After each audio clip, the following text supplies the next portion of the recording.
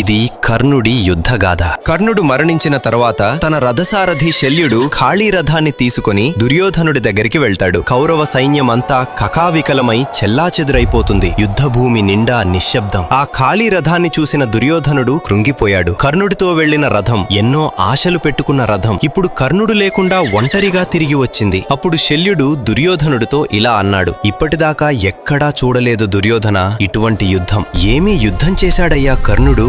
మనుషులేమిటి, సాక్షాత్తు దేవతలే వచ్చి ఆకాశం నుంచి నిలబడి అతని యుద్ధాన్ని చూశారు. అంత గొప్ప యుద్ధం చేశాడు కర్ణుడు. అన్ని శాపాలు ఉండి కూడా అతివీర భయంకరుడులా యుద్ధం చేశాడు. అన్నిటికంటే గొప్ప విషయం ఏంటంటే ఆయన చేసిన యుద్ధానికి కృష్ణార్జునులు కూడా తడబడ్డారు. అంత గొప్ప యుద్ధం చేసి చివరకు అస్తమించాడు ఆ మహావీరుడు కర్ణుడు అని శల్యుడు దుర్యోధనుడితో వివరించాడు. జై కర్ణ.